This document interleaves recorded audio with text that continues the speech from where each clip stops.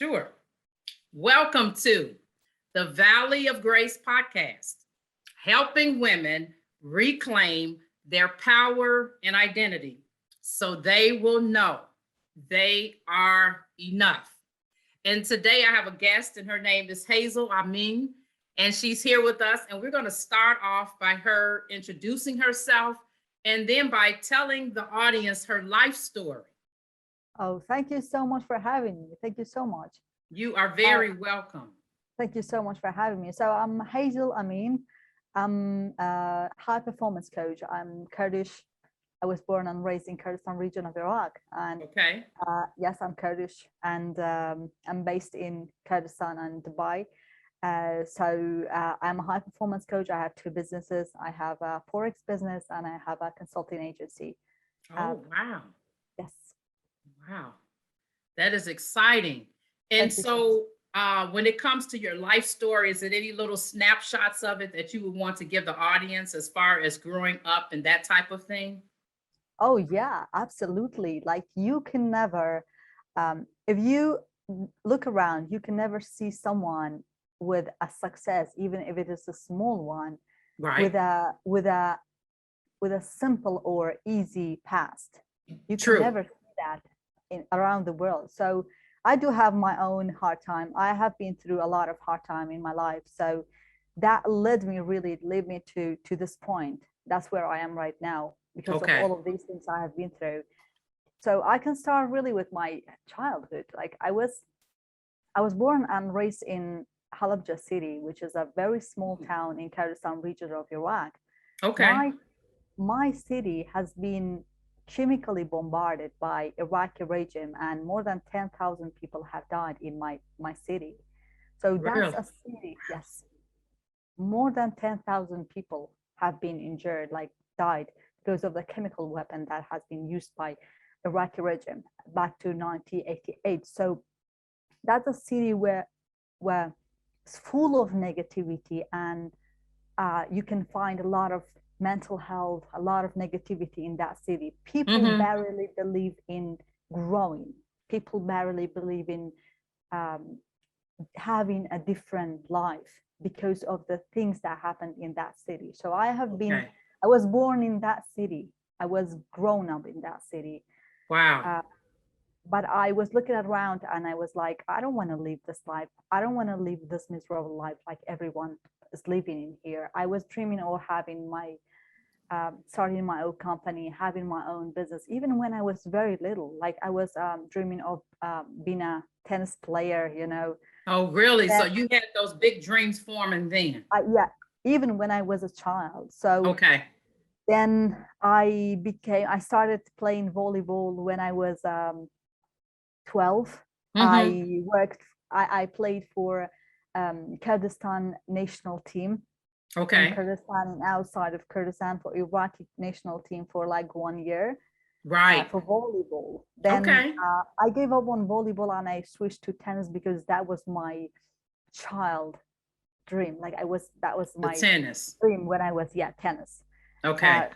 So I gave up on that and I started playing tennis. Then I continued that for a while, but my family didn't let me continue really when I was 17 and 18 because, you know, Iraq is Kurdistan part of Iraq is a very is much better than the Iraqi part, the Arabic countries. It's much more open. If you go to Kurdistan, you will see all Europe in among Middle Eastern countries. It's very different from Iraq, but you know, generally it's in Iraq, so it has effect traditionally, nationally, and everything, like cultural and religious, everything. It has effect on it. So I was in a city, in the country like that, and people were not believing in growing up.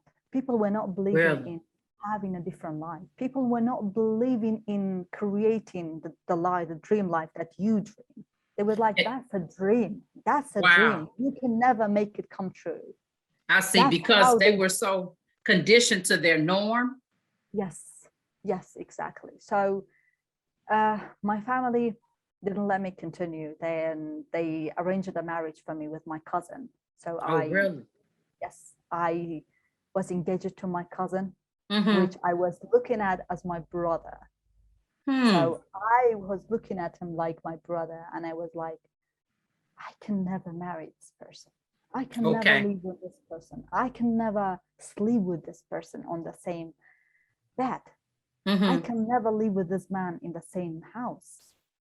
I can never do these things. That was the start point of changing my life. Actually, it was a hard time, but that was the change, the start. Like, them trying to arrange that marriage. That was what changed you. Yes, I got engaged. I was in the engagement. So they were trying to push me to get me, like, have the wedding and go to my house. And because you might not understand this when I talk about this, but in Iraq and Middle Eastern countries, when you are getting engaged, you cannot go and live with this guy. We can't. Because that's a traditional country, that's a religious country. Even when you have a boyfriend, you can't. But you know the difference? You see the difference? There's a very big difference. People like in the United States of America, when they love someone, they go and live with that person. Then they get engaged, they get married. But no, with us, no. You have to have the wedding, get married, and then live with that person. And you know what? So that was a good part. Yes, that is a good part. And you know what?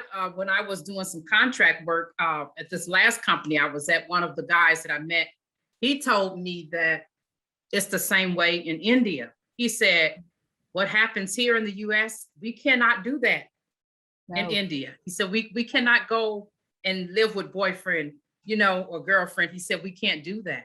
And I didn't realize that was regulated in other countries. I didn't realize that. That's the same thing in almost all the Asian countries, Western countries. Yes. So that was the beginning of changing everything, but that was getting to the bad place, leading me to the bad and worst spot in my life. But that was the good part, because I started to realize that this is not the life I want to live. I started to realize they cannot put me in a place that I say, hey, go and live this life. I was trying to come out of the engagement and get divorced. And then they didn't let me do that. No one supported me. No family member, no society, no one, no friend. Everyone was making fun of me. I got a quick question for you before you go further with the everyone making fun of you.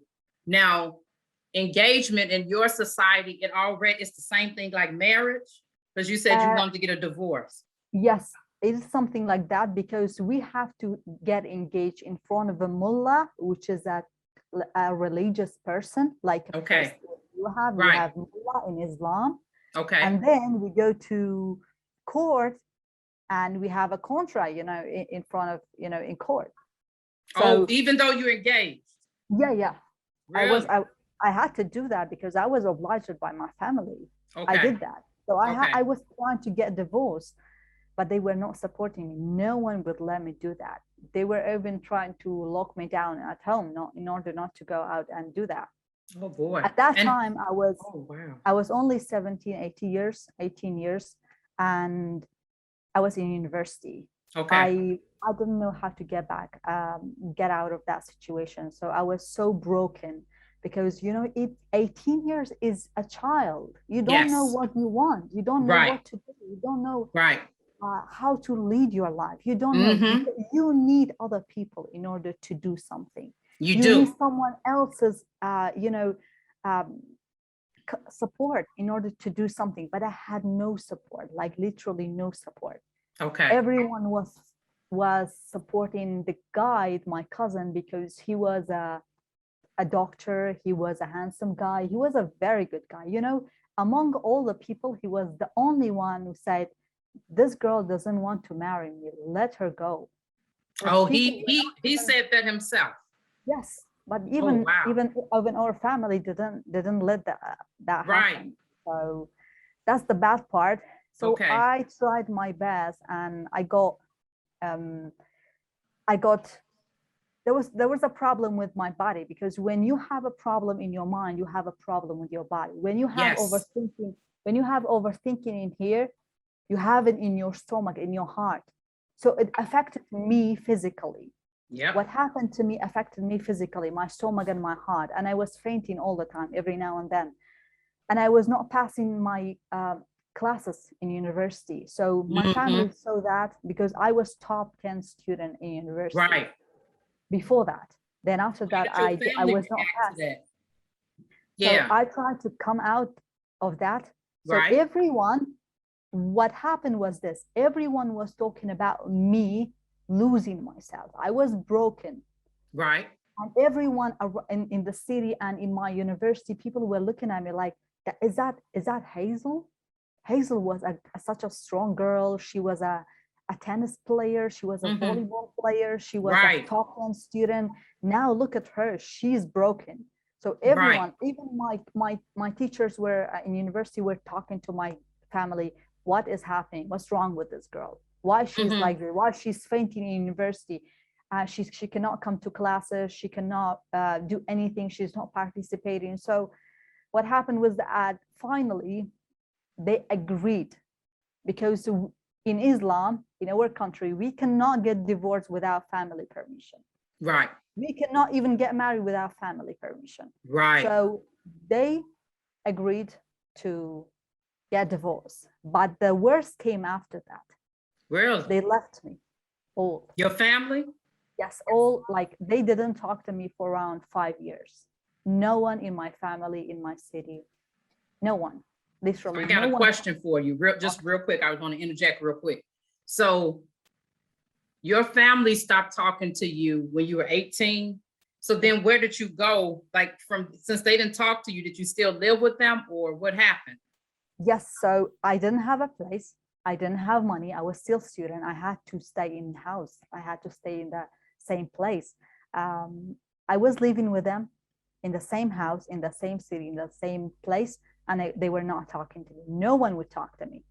And I was like a complete stranger in the house. No one would support me. No one would talk to me. Sometimes I wouldn't have anything to eat. Sometimes I wouldn't have, even the way they were looking at me, they were giving me, their strange look. It was breaking me down every single day. The way they were blaming me and putting all the blame on me for everything. Like, whatever would happen in our house, even inside the family, they were putting the blame on me because I did something like that. And divorce, the problem is this: the divorce in Middle Eastern countries is such a big shame, such a big shame to family. A girl would bring to a family. Right. So when I stood there and I said, I want this marriage, I brought shame.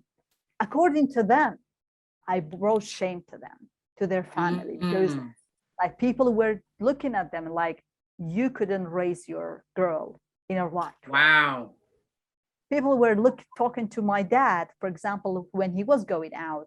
People were talking to him like, you couldn't raise your girl in a right way. Now the girl might betray her cousin. That's why she's getting divorced. Wow. She might cheat. That's why she's getting divorced. So society were talking this shit behind us. That's why there was a lot of pressure on me from my family, from society, from everyone. And everyone was trying to put me to get back to the marriage in order to get rid of all of those things that society were telling about us. So this was before the 5 years or during the 5 years that they were trying during the 5 years. They were trying to get you back into the marriage. Yes, exactly. They were trying to getting me back to the marriage because of all of the stresses and pressure we had. Okay. Because of the family, because of the society and family. Right. Because we are a very big family. Like in here, even uncle, even aunties are talking about you, are talking about what you do. They are coming and advising you. They are telling you, do this and don't do this. Everyone is in charge. in your life. Everyone is deciding for you. That is really something. I've got a comment and I've got a question for you. With the comment, I'm thinking of when you mentioned how everything became your fault in the household during those 5 years that they weren't talking to you. So you, in essence, you became the scapegoat for everything that was going on in the family. Exactly. But it was very toxic. So, and then you mentioned that you did not eat. How were you, they didn't cook for you, so how were you able to eat food? It was not like they were not cooking for me. Okay. I was going to university. I swear, there were days, like 20 days, I didn't have $1 in my wallet. Right. I was going to university, come back, I didn't have money because my dad was not talking to me. And I didn't have the power because I was broken. Deep inside, I was broken. I didn't have the power to face my dad and say, give me $1 to buy something. Right. I didn't have the power to say, to tell my mom, leave something for me when I'm back home, let me eat it. Sometimes they were, like most times, I would say, to be honest, most time they were leaving something for me, like because my mom was always cooking at home, like he was leaving something for me to eat. But they weren't talking to you, even though they would leave the food, they were not talking to you. For 5 years, even 6, wow. I couldn't stay on the same table with them to eat.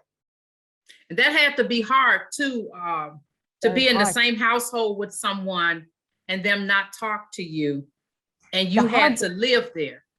The hardest part was not just not talking to them. The hardest part was that I couldn't come to my room and stay on my own.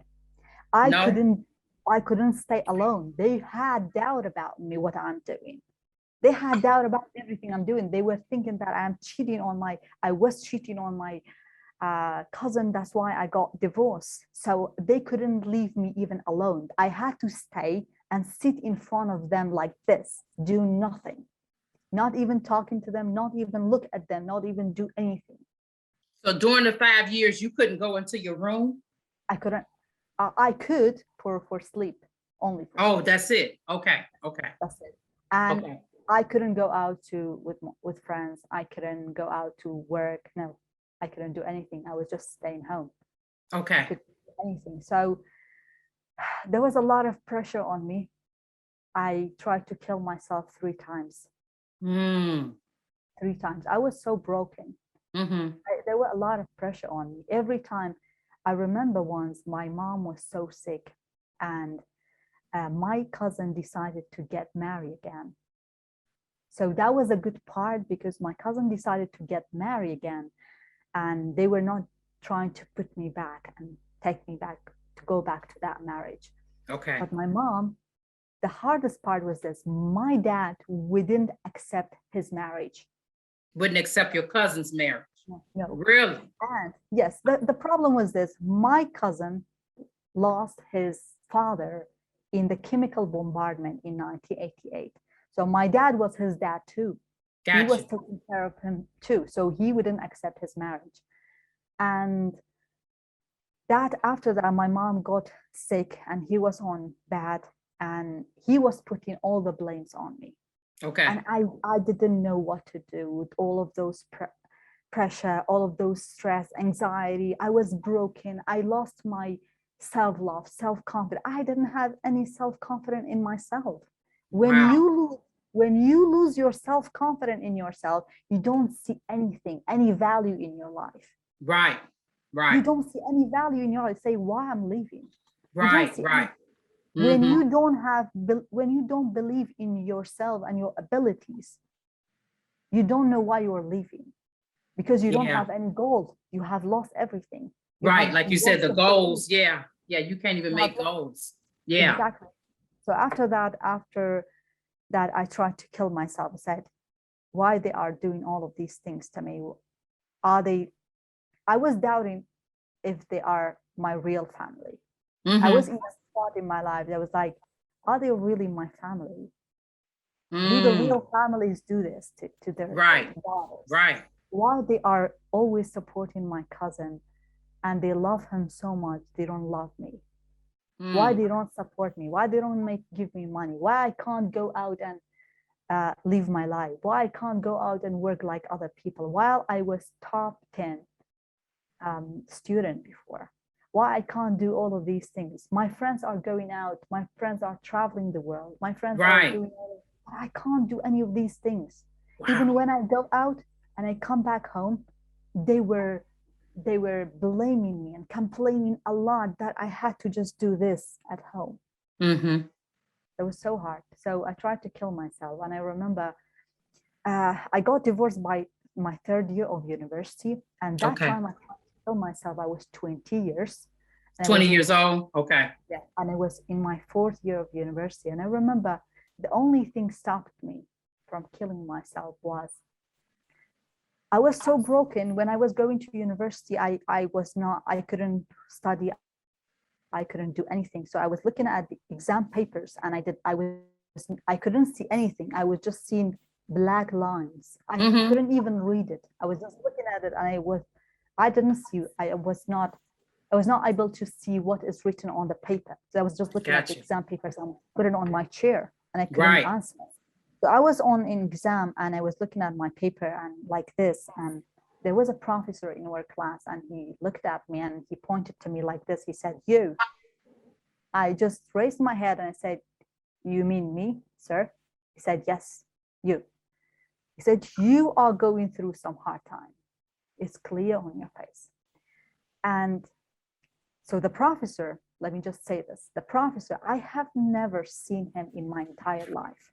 Really? He didn't know anything about me. I didn't know where that professor came, how he appeared in my class in that exam day. It was my first time meeting him. He said, "You are going through some hard time, but one day you are going to be a very strong person. One day you are going to be a successful person. You are going to travel the world and you help a lot of people around the world." He told me that. Did that give you hope? At that moment, I was like, what is he talking about? I'm broken. I don't know what to do with my life. It didn't make any sense for me. Okay. I came back home, like after a while, I tried to, like after a few months, I tried to kill myself. Then while I was trying to do that, I remembered his words. And I was like, if you give up on yourself right now, you will never have a chance to live the life you want. Wow. But that was your big revelation moment, right? Exactly. But if you don't, I told myself, but if you don't, you still have a chance. You still have 1%. Even if it is 1%, 1% is not 0%. It is something. It is 1%. Okay. So I didn't give up on the 1% of my life. I decided to continue. I decided not to give up. I decided to go through it. It took me around 5 years to be able to start talking to my family again, get their trust again. So within like after 5 years, they started talking to you, or what happened that all of a sudden words started coming again? It happened because it happened step by step, okay? Step by step, it happened after 5 years. And then after 5 years, when I was around 24 and I was completely broken, I remember my dad put me in a very embarrassing situation. He said, "If you don't get married in 1 year, I'm not gonna let you go out in this house. I'm gonna lock you down." And I was like trying to find a man in order to marry. And that was so embarrassing. How old were you at that point? 24, 23 or 24, 23. Okay. That was so embarrassing when I feel, for your dad to say that to you, that is embarrassing. I know what you mean. For me, that was very embarrassing to go out and look for a man. He said he's going to look for a man for you. Okay. I was like, I'm going to look for a man to marry. He said, if you don't, I'm going to decide to marry you to someone else and you have no work. Wow. That is really something. Then by that year, what happened was instead of trying to find a man, I had someone like, there were few people that were interested in me, but every time it would end up by breaking me more and more, because I had no value in my life. No value. I was broken. Like, who would be interested in a broken person? Well, believe it or not, it's a lot people that's interested in broken people are so toxic. A really broken person is like perfect. They're perfect bait for someone who's extremely toxic. Exactly. So what happened was this: I decided to work on myself because it broke me so hard. I was like, what does that mean? I have a lifetime to live. What does that mean that my dad have to decide for me? What does that mean? No, there's no. So I decided to work on myself more and more. I decided to work on my mindset. Work on my. So I was looking at I remember there were a lot of things. Like, one thing that really motivated me was one of the Steve Harvey's shows. Yes. He said, when I was 27, I was broken. And I was living in my car. I didn't have any money. I had to travel to a place to get $150 and something else. And so that really, really motivated me, that I was like, there are other people around the world living this situation. And another of his shows said that the only difference between successful people and not successful people is just the way they think. So I was like, if I am going to live my life, I'm not gonna live this way. I said, I'm gonna change my life. I'm gonna change my life for better. I promise myself, not anyone, but I promise myself.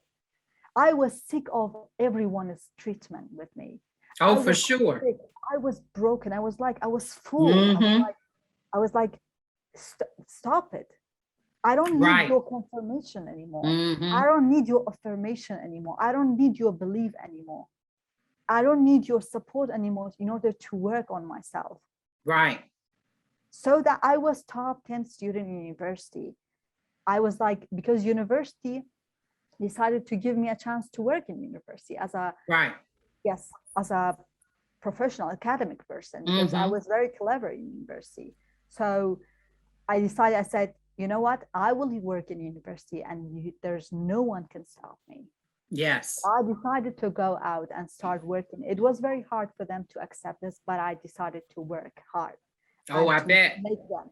So let's work towards your freedom. Yes. So I was out, and everything that would happen around me end up breaking me more, because the reason why it would happen, because I didn't know my own value. I didn't know where I was leading myself. I didn't know what I was doing. So I decided to work hard. I decided to change my life. I didn't know where. But where it needs to be changed. That's what you're saying. Which areas to focus on? Yes, exactly. I didn't know where, but I knew I had to change my mindset. I decided to change my circle. The first thing I did, that was my circle. That was your first. And because you know what they say, that the 5 people we hang around with the most is going to determine how we are. Exactly. So I remember there was another like Steve Harvey is they say role model. Steve Harvey was the man, was that person that changed my life. I was listening to him every day, and I was like, his motivation. He said, if you decide to control the first 10 minutes in your life, in your day, when you start your days, if you decide to control the first 10 minutes in your days, you are going to control the mood, your activity during the day, how you are going to feel during the day. I was like, let me start do this. I decided to do that. Every day I was waking up and I was listening to his words, his motivations. Right. And I was like, today I'm going to start a good day. Today I'm going to live a good day. Yep. So it would change me. I was going out. I was more active. I was more happy. My days were starting to change. Then I was like, okay. Then I looked around and I was seeing my circle and my friends. They were so toxic. Everyone, literally everyone left me when I needed them. Really? No one was around to give me a hand, give me help when I needed them. Amen. That's something that's just, oh my goodness. Yeah. And that happens a lot of times. When you're looking for help, you're like, okay, I know myself. Okay, Lord, nobody's around, that happens at times. Yeah. You feel like you're all alone. Yeah, exactly. So what happened was, like, when I was getting back on track, when I was starting work, I was looking around and I was seeing people around me. Right. They were messaging me. They were coming to see me. I was like, I don't want to see them anymore. Okay. You were not around when I needed you. I don't need you. So I started to change my circle, and I started to apply that on my life. Practice OQP, only quality people. I like that. Because 3 things are very important to change your life. First, your mindset. Second, practice OQP, only quality people. Yep. Number 3, your communication skills. Because the moment you open your mouth, you tell the world who you are. Isn't that the truth? Exactly. So I tried to do that. Number 2, practice OQP, only quality people. Yes. I removed all my friends. Literally, within one day, I removed them. I removed them on social media. I removed them on my life, on my phone, everywhere. I was like, I don't need these toxic people anymore. Right. So what happens is magical, because when you are, like they say, mind is like a magnet. When you are trying to change yourself, it attracts things that you want in life. When you say I'm healthy, you attract health. Right. When you say I will be rich, you will attract wealth. When you say I'm wealthy, you attract wealth. When you say I'm beautiful, you attract beauty. Yes. So I was every day when I was waking up, I was like, I'm beautiful, I'm rich, I'm successful, I'm this. Yes. All of the things that no one would see in my life. Amen. Then I started to change my life this way. Like I did it. I said, I'm no longer, I don't need anyone's support anymore. I will be my own support. Yeah. I don't need anyone's friendship. I'm my own friend. I am the only person that will stay in my life for the rest of my life. So what happened was this in my life. I was like, because I was so sick of how they were tricking me. Right. I had to get their support for everything. I had to get they were telling me, you're not beautiful. What are you expecting? They were like, what are you expecting? Do you think any man would want you after a divorce? You're not beautiful. You're Who not told successful. you this now? Your friends? My family. Your family told you that. Okay. Everyone. So they wanted you to think that you were damaged goods, so to speak. Exactly. My dad was like, because the society was shit. The society it is still the same way, but there's a small development, but not that way, that much. It was 10 years ago, by the way. So gotcha. These 10 years, the technology and internet has developed a lot of things around the world, but still it needs a lot of more. So what happened that time, they were telling me, you're not beautiful. After a divorce, who would want you? People were like, no one would want you. Everyone is going around your past. You're not that beautiful. You're not that successful. You're not this. So I had this in my life. Right. I was defining myself based on what they were telling me.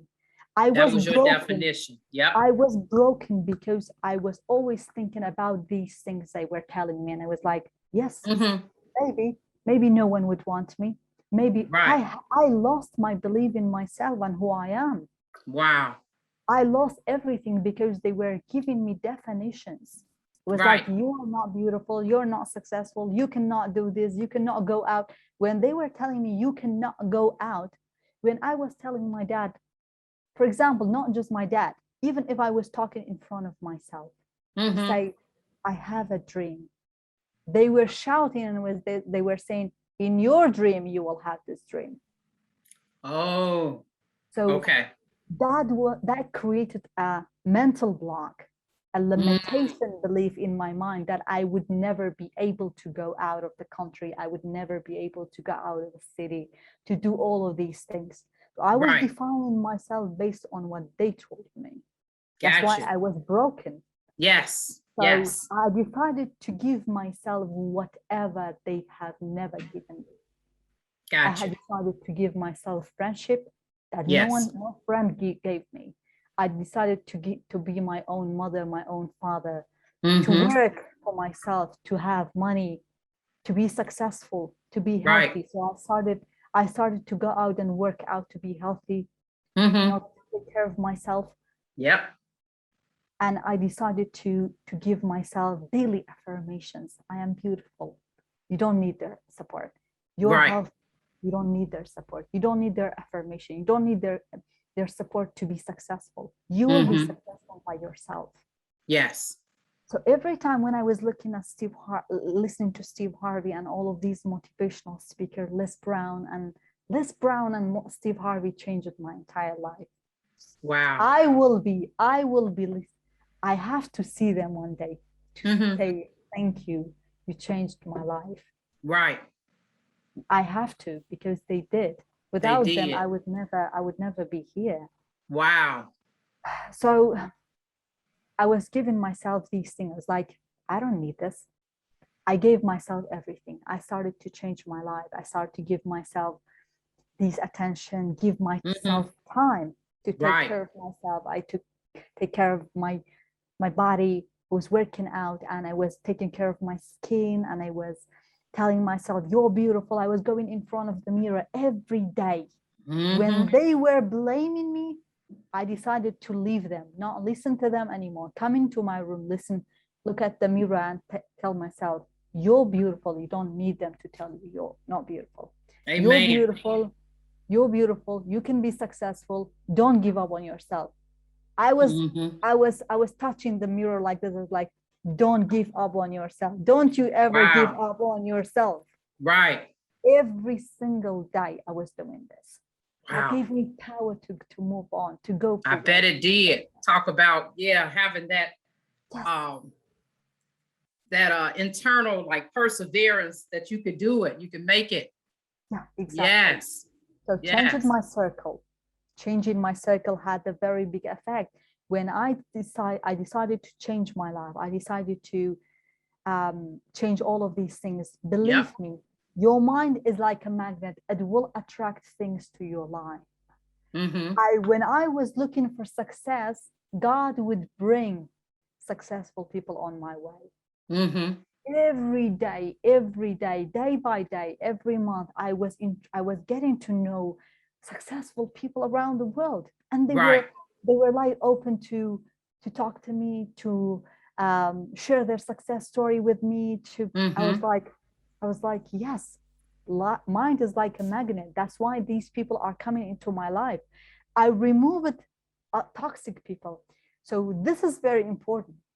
People have to remove what is around them in order to see new doors. Yes. They have to close these toxic doors in order to see the open doors for them. Yes. So when I removed them, I had the space around me. Other people came in. Yeah. Other successful people came in. That's what happened. And then I was pushing myself every day. I was trying to read books. I was trying to learn from internet, from YouTube. And then I decided, like in my university, I got to know a few people. They were very successful in Forex. And then that was the start of every change. And we decided to work together. We had several accounts. I started to learn Forex and to start my Forex business. Right. So yes, I started there, and then I improved it, and I went out, and then I started. But doing the Forex was not really what I want. Gotcha. Because all things that I went through made me realize that what I'm really passionate about is being a mindset and high performance coach. Because Gotcha. I don't want people to go through what I've been through. I don't want people to define themselves and their potential and their ability based on what they are going through. I don't want people to define themselves and their ability, but based on what their society and what their family tell them. Gotcha. So I decided to start my second business, and yeah, here I am. I'm not waiting for anyone. I decided when you decide to go forward, when you decide to go to your goals, new doors will open, and you will see your goal. You will see where you are when you want to go, where you want to go. Yep, that is so true. And like you said, the beginning of that is removing that toxic environment from you, because you know, a lot of times we think we can grow, but we're right there in a toxic environment. And that toxic environment is going to stifle us and smother us, so to speak. You can't grow in toxicity. You know what I mean? Exactly. The reason is that there's a problem. We are creating our own limitation beliefs by ourselves.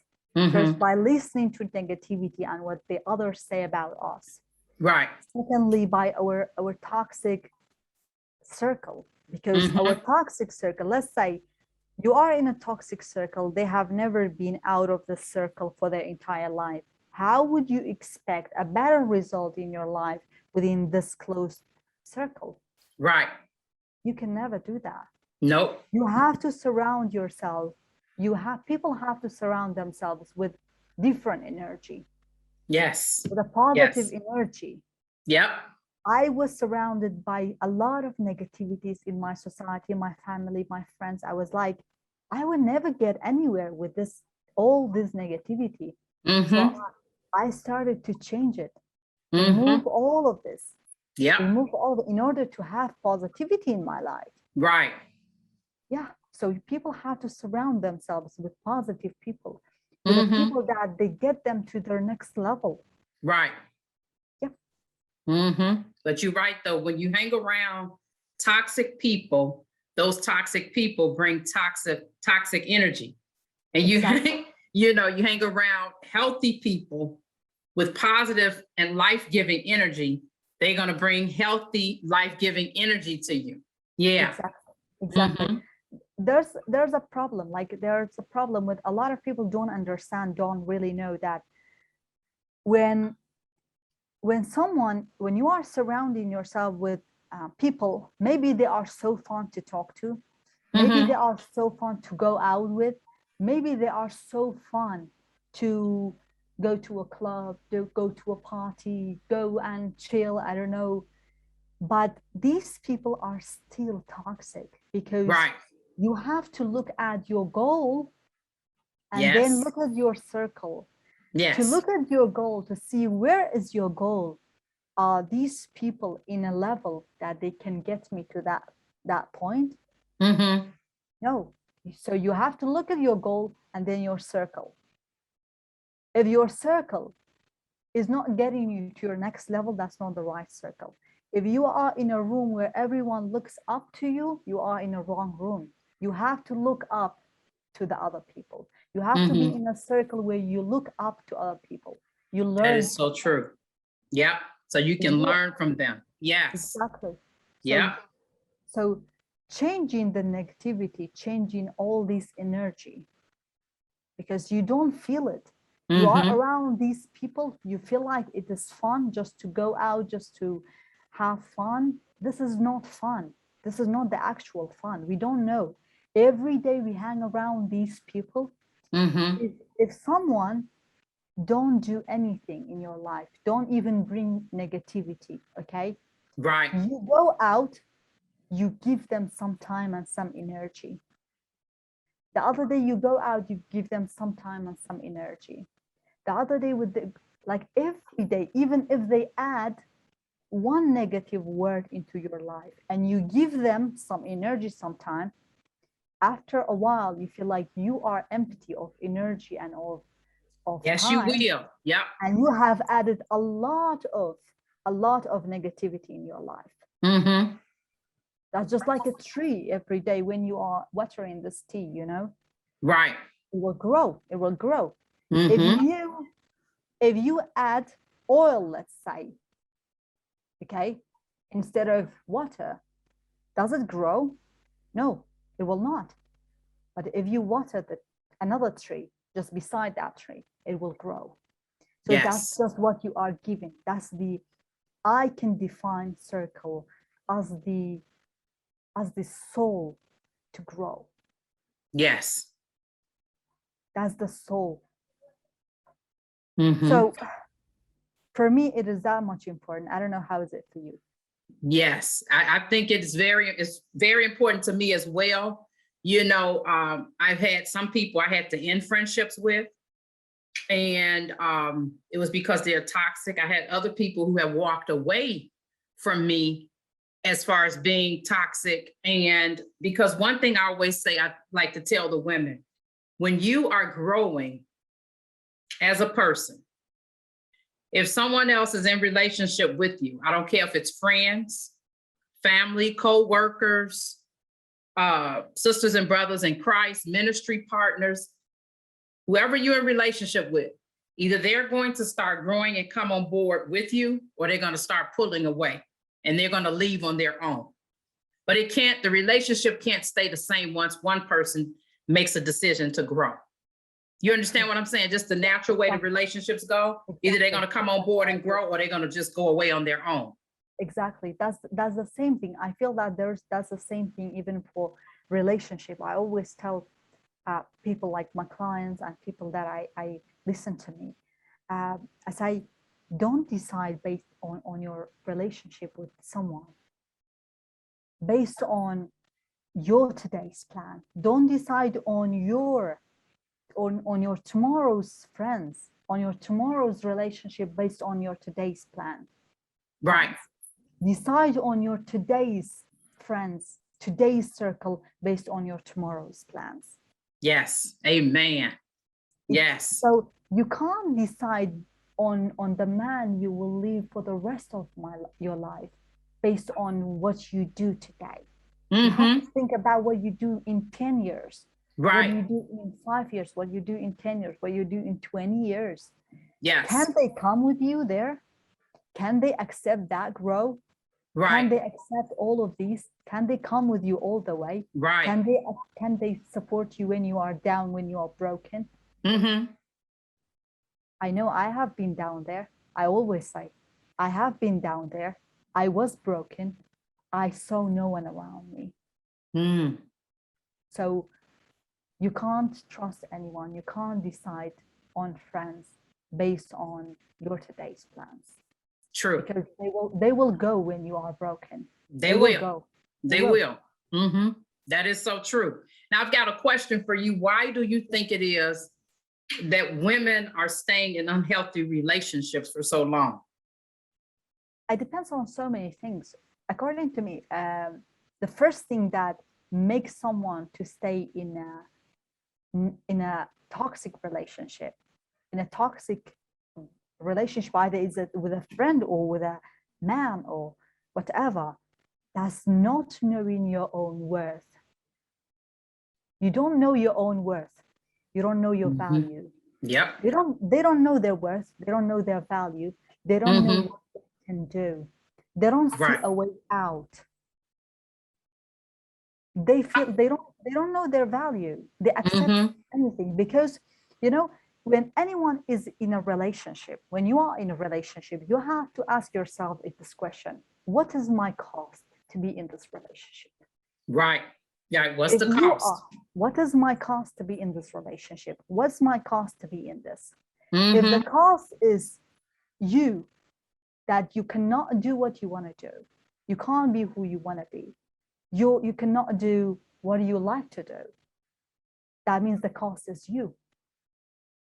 But if the cost is that you have to work on it to make it work, that's okay. If the cost is that you have to make some sacrifices, in order to make it work, that's okay. But if the cost is that you have to lose yourself, your personality, your value, your worth in order to stay in a relationship, that means the cost is losing yourself. The cost is you. So anybody has to ask themselves, they have to ask themselves, what is my cost to be in this relationship? Then they know if the price is worth it or not. Thank you. Yes. That's so true. Yeah. They have to know their own value. They have to know their worth. They are worthy. Right. They shouldn't let anybody make them feel unworthy. True. They shouldn't make anybody make them feel like they don't deserve better. Because they deserve better. Yeah. I have been in a lot of toxic relationship. I mean, relationship with my family, with my like a lot of other relationships. It's not just relationship with a man. Right. So a lot of these toxic relationships, because we don't know our own worth, that's why we will decide to stay there. We don't believe in ourselves to be able to go out of this. We think there's no way out. That's why we accept to stay in this relationship. If they know their own worth, if they know what they can do, if they unblock their potentials, if they just set some goals, and they function and they take action according to these goals, they see that how much they can do. They see their own worth. They will not stay there, because that's so toxic that it cannot take that person to their next level, her next level, his next level, either for a man or for a woman. Right. That is so true, isn't it? Yeah. So the most important thing for me is that person doesn't know her own value. If that's a woman or a man, that person doesn't know her own, like his or her own value. Right. They don't know themselves. They don't know their abilities. That's why they stay there. Yep. That is so true. I agree with you 100%. Now, what would you say would be if a woman came to you and they say, I want my power and identity back? What would be your response to that? Get to know yourself and unblock your potential. Set some goals and take action toward your goals. That's a new chapter of life. Yep. Be positive. Be positive. That's a new chapter of life. If someone wants to have a new chapter of her life, if a woman wants to start a new chapter, for me, new chapter started from changing myself. It didn't. I was always trying to change my community, my family, my relationships, and I was like, I can't change anyone. Yes.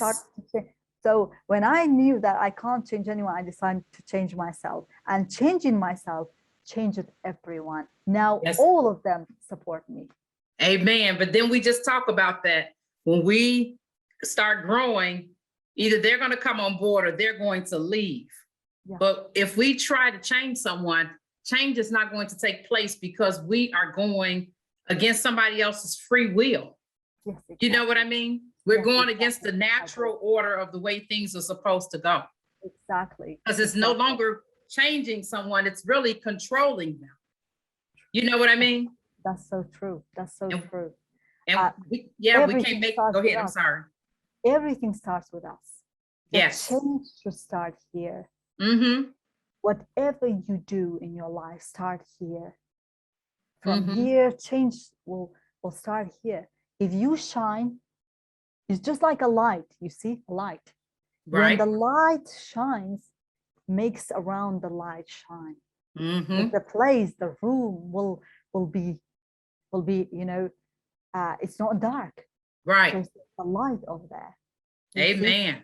If the person lies, if the person know and block her potential, it will be like this light. You are going to shine and lighten the way for everyone else around you on the way. Isn't that the truth? Yes, yes, yes. And like I've heard one pastor say it, people like the dysfunctional version of you. They don't like the version that's growing and learning and that's no longer doing the broken version. They like that version. I meant to say, he was saying that they like that dysfunctional broken version of you because they want to operate with you on a certain level. So when you're no longer that version, then they say, oh, well, you changed.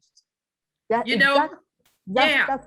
what I always say. I was like, yesterday I was talking to one of my clients and I told her, if you want to get the right person into your life, either it's a friend or a person into your life, what the first and the only thing you have to do, first, last, and the only thing you have to do, be yourself.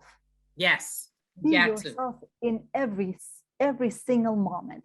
The way you want your hair look like, the way you want your clothes look like, the way you want to talk, the way you be yourself. Because when you are yourself and you go out, you attract people who will be interested, attracted to the real you. Yes. And they will never leave you because they are attracted to the real you.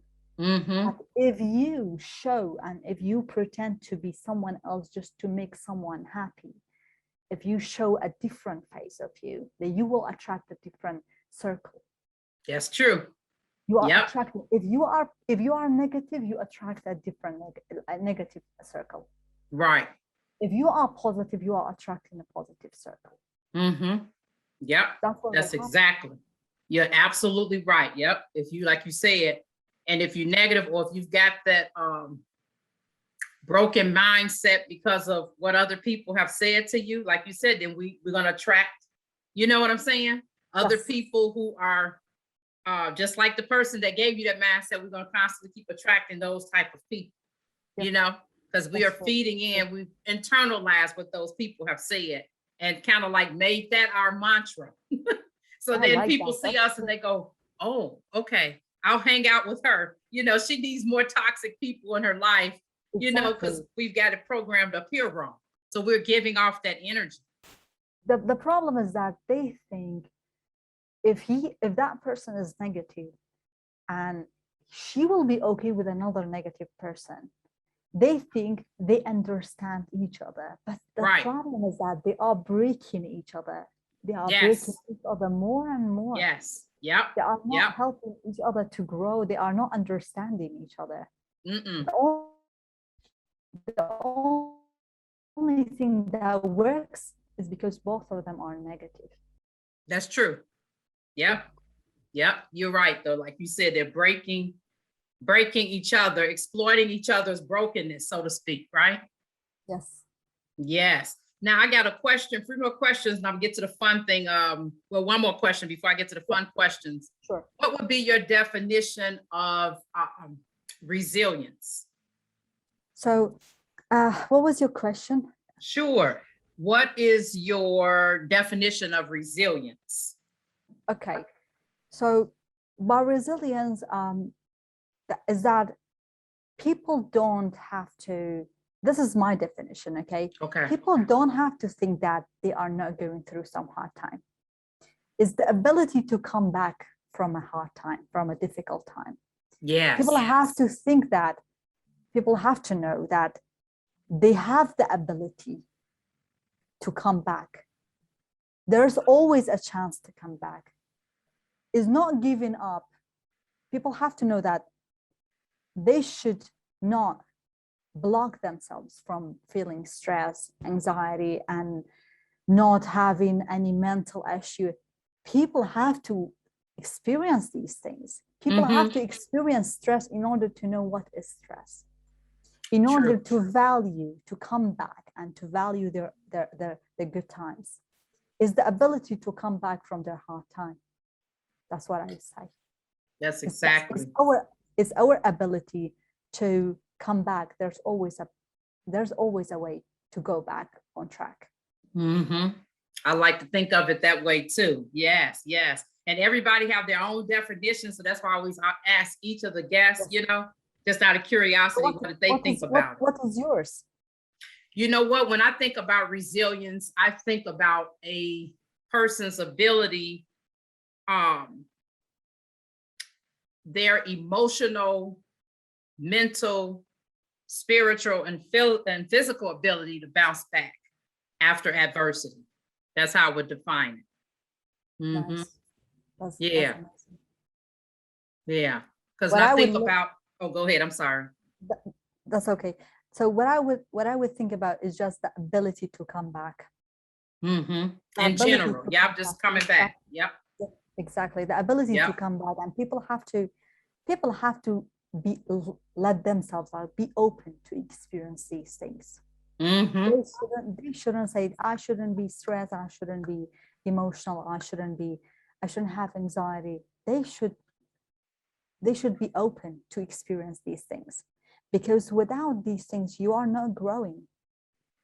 So true. You're not growing. Yep. Yes. Yep.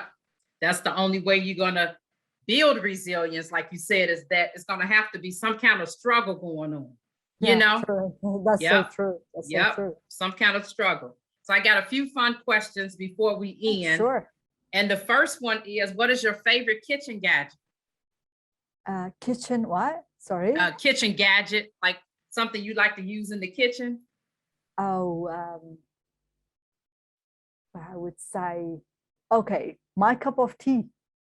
The cup of tea. That's what I love, because I love tea. Okay. So do you make yours in a tea kettle, or like, do you heat it up? Okay.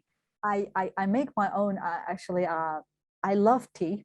Mm-hmm. And I really would want you to, I hope I can share our Kurdish tea with you one day.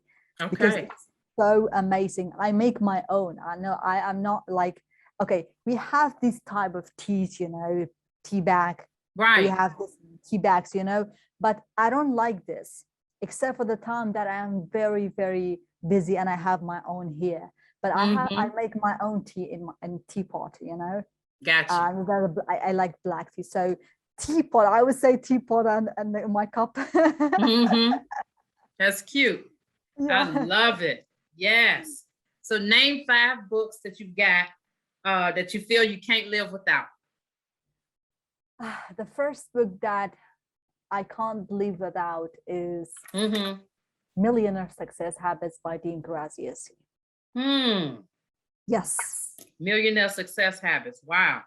7 Habits of Highly Effective People.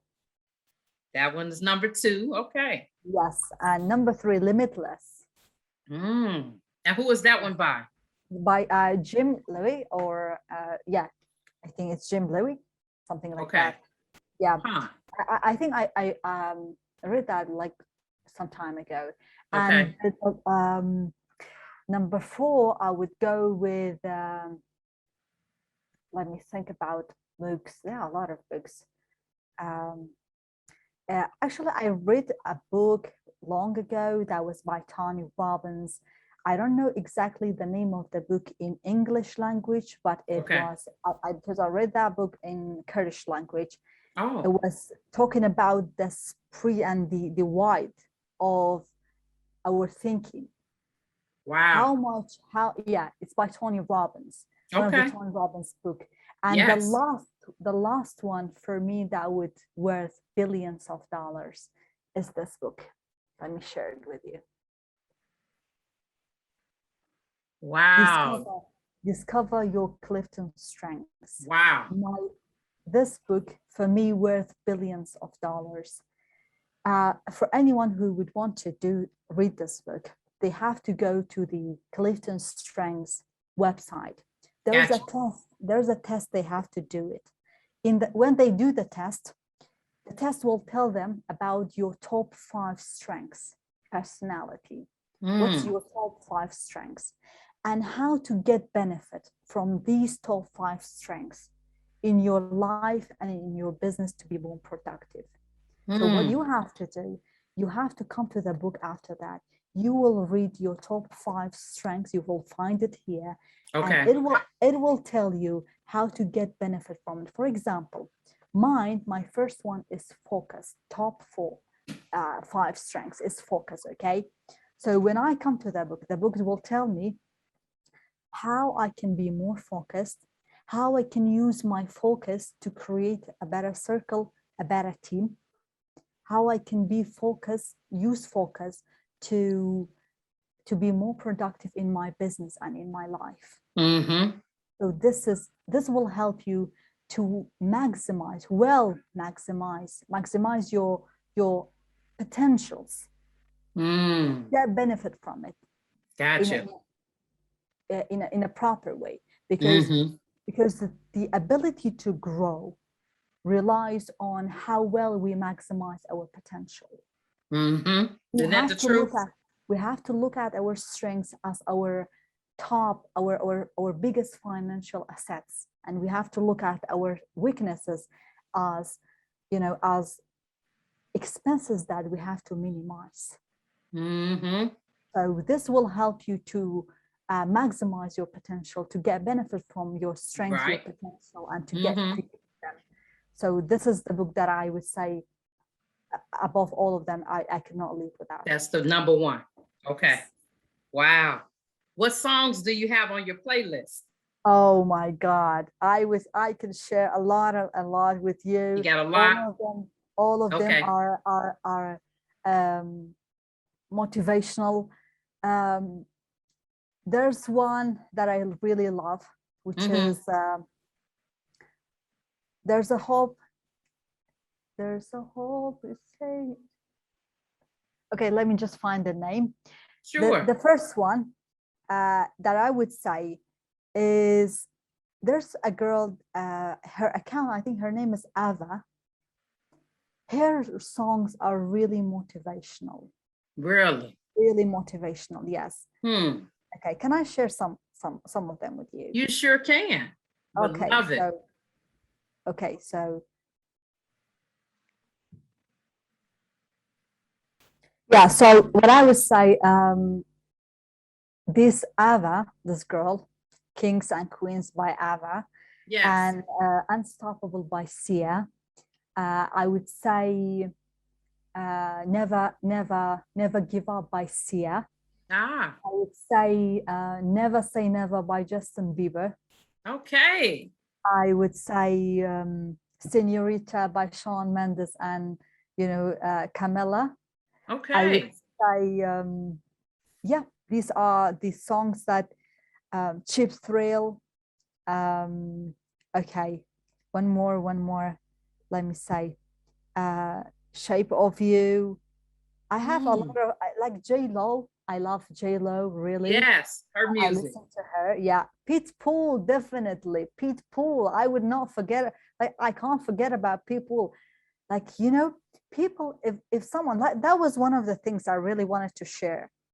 That was good to mention, because if you want to get out of the negative energy that you have, one of the things you definitely, and anyone has definitely have to do, is to change their song list.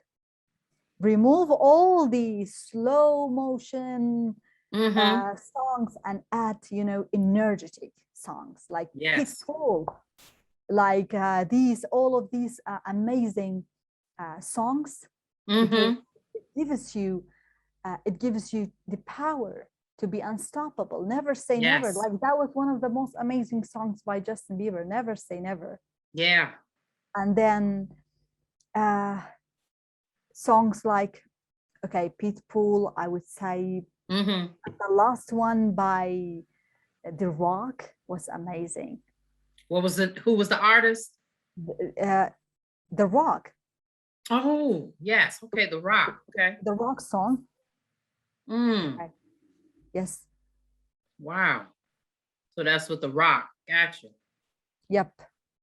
Wow. Face Off. The name of the song is Face Off. Face Off. Okay. Yes, Face Off. So that's also on your list. My list. Wow. And Believer. Yes. Believer. By Dragon. Yes. Oh, wow. It's a group, it's a band. And also One More Time, Memories, all of them by Maroon 5. Yeah, Adam Levine's. I love them. Wow. So if someone from the outside, they heard those different songs on your playlist, what would their interpretation of who Hazel Amin is from that playlist? What do you think? Well, if someone listened to that, I don't really care how they think about me. I really care how I think about myself, that I am a motivating person. I am motivating myself. I care about my energy. Okay, let me be honest. If someone in my society listen to, like when they listen to music that I listen to, they say, you're crazy. This is not a song, because they don't like these songs, but I love it. I don't care how they think about me. I care how I think about myself. Amen. Yep. Yes. Amen. Now I've got one more question. Yes. I did all the fun ones and I said, oh my goodness, that's when it realized. Okay. The Holy Spirit spoke to me and said, you accidentally skipped over a question. I want you to take some time to talk about how you help women. If you can talk about that, and then that'll be the end of the podcast. Okay. Yeah. So how I help women, I took you like through my story. Right. And I have business experience too. Then I looked back into my life and I saw a lot of people. I looked around and I see a lot of people in Dubai, in Kurdistan, in Turkey, in all of these Middle Eastern countries, and in all of the places I have been. Among all of the people that I was talking to, they had a problem with how they think. They are making money, but they have a problem how they think. They can't go forward. They are always, most of them are afraid of taking a risk, going forward. So I realized that what I really, on all the years and in everything I have been through, I realized that what I'm really passionate about in my life is helping other women to not go through what I have been through. Get to know themselves, their true selves, their worth, their value, to be able to unblock their potential, and unblocking their potential, how much unblocking potential can change your life. Yes. Because it changed my life from a broken person to a person that has two business. It can change you. It can change anyone from a broken person to be a millionaire. Yes. That's called millionaire mindset. That's why I name it my group, Millionaire Mindset Group. Because of that.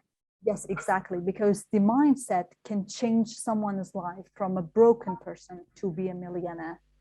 So what I do, I help female executives and female coaches, business owners, ladies in general, to change their lives, to increase their performance in their personal life and in their business, to scale in their business by increasing their performance. Gotcha. To overcome any mindset barrier, to unblock their mental blocks, their potential, their performance potential, overcome all of these things, and overcome anything that's holding them back from moving forward in their personal life and in their business. Because what I think, like, the importance of this is here. The success of any business relies 80% on mindset, 20% on strategy. Right. So even if you know all the strategies in your business, but your mindset is not in a good spot, it's not in a good place, you lost 80% of your success, 80% chances of your success. Gotcha. That's how much the mindset is important. So the mindset is 80% of your success, of any lady, their success in their business. So we are working together to increase this 80% part in order to be able to scale in their business, to move forward in their life. Gotcha. Yes. Wow. That is some powerful stuff. Oh my word. Very, very powerful. Yes. Thank you so much.